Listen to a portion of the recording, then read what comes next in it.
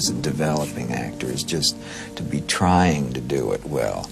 If you can live with the humiliation of, being in something where it's pretty funny. My years of fascination with cinema sometimes make me ask a really simple question. What is the goal of a good actor? To act naturally? Yes, acting naturally requires acting that their skills are invisible. Good quality, complex acting must always come down to an invisible naturalism that makes the challenging components of it far less obvious than every other art form. Acting isn't just memorizing lines and talking in conversational reality with intermittent emotion. It is to make a script come to life in a believable way. So yes, a great actor should make the scene believable. The actor must make active choices to do so.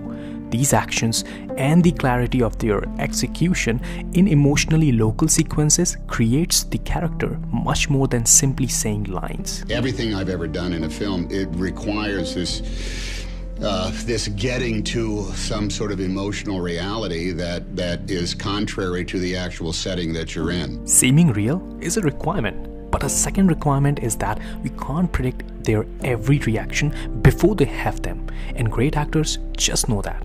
Actors, when put a layer of stardom or lines said with unnecessary aggression, might get praise from their true fans, but when an actor keeps aside their ego and delve into the skin of the character, then they create art, or in my opinion, they become one. When I paid more attention on their qualities, I realized that all skilled actors understand how to listen for more than just the words, sounds and tonality, but also with an emptiness inside that needs to be filled by the other character. When they listen to others, I am quite sure they ask themselves what they are really listening for and what is their character listening for. I really think listening is the first real obligation required to carry out a believable truthfulness in the moment.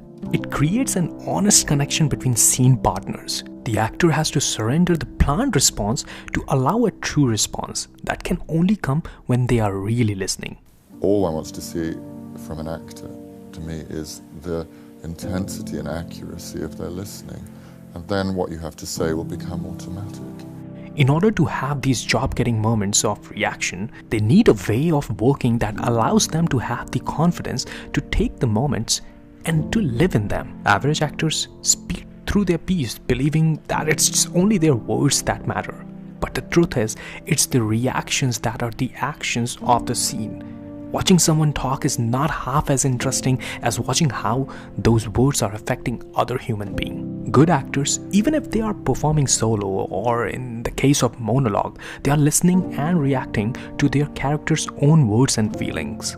Their lines are always a fraction of their role. It's the living, breathing moment that makes acting dynamic, and it's fascinating to watch actors when they are not speaking. Some are too caught up in their own egos or technicalities, that is, trying to remember the next line, and others seem to register everything they hear. You can see whatever is being said to them physically affect them, as if the words are touching their face. And to make the character convincing, good actors spend time to understand how they sound. Let me demonstrate it to you by showing you 2 voice clips of Gary Oldman from his movies and how he really sounds. The job only because the ship is sinking. It's not a gift, it's revenge. It's really of your own will and leave some of the happiness you bring. And in a way, I've known many years ago. You could listen to the voice modulation and see Gary Oldman was fully aware about the pitch and tone, and it surprises me that good actors hold the range even if they have to do loud scene. And if an actor just wants to mimic a character, then it becomes unconvincing and some cases comedic as well. There are times when some scenes have surprised me, so much so that I was tempted to read about the making of them.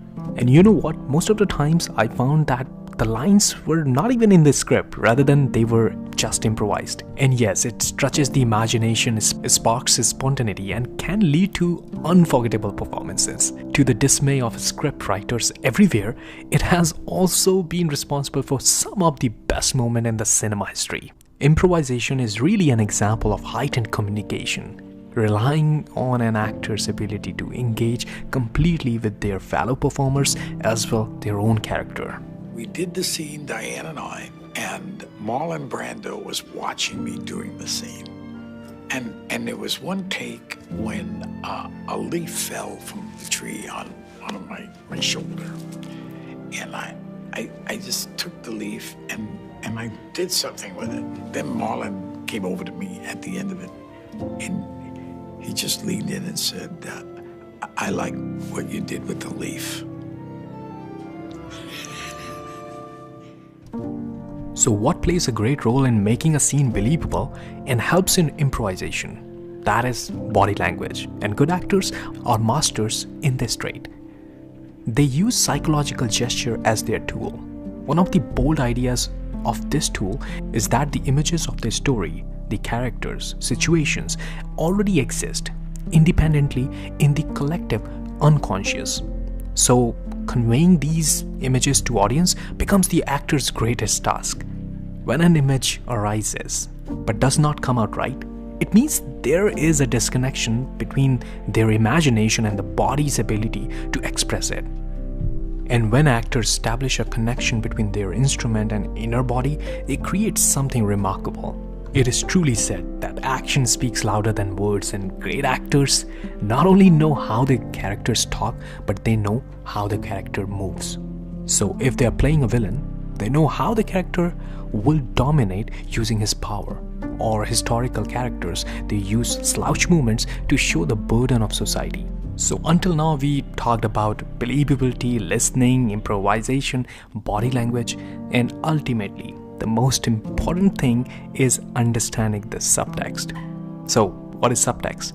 It is the contrast of what is said and what is done. The character is always ever evolving, just like we evolve based on circumstances that happen to us. There could be things that happen that we absolutely know how it's going to affect you, but you really don't know how it's going to affect you and how it will make you veer off course at any given time. But we have to consider that two voices combine in the performance of text. The voice of the writer with the inner voice of the actor, and then an unconscious duality affect us as an audience. Good actors understand all the emotional layers, but when actors animate their lines to make them sound meaningful, they miss the depth that the duality brings. They deny bringing more to the line by trying to make the line sound real or meaningful, which is not needed. Great actors are like great chefs. They know how to make delicious cuisine. To have these skills to break down the scene, to interpret and express the words in an original and interesting way, and to find the wonderful spontaneous moment between the lines. It's about understanding what's happening in the scene, peeling away the layers of the character, understanding the behavior, the thoughts, and having a strong point of view in the scene. I know guys, this video was a little longer and different from my usual lists, but I hope this video will help you as an audience to better understand the next time you watch a good piece of acting, or maybe to practice it if you are at your early stage of acting career. You can join the family of Flash 5 List by clicking on the subscribe button, and let me know if you want me to work on any other topic in future. So see you guys in the next list. Till then, have a good one.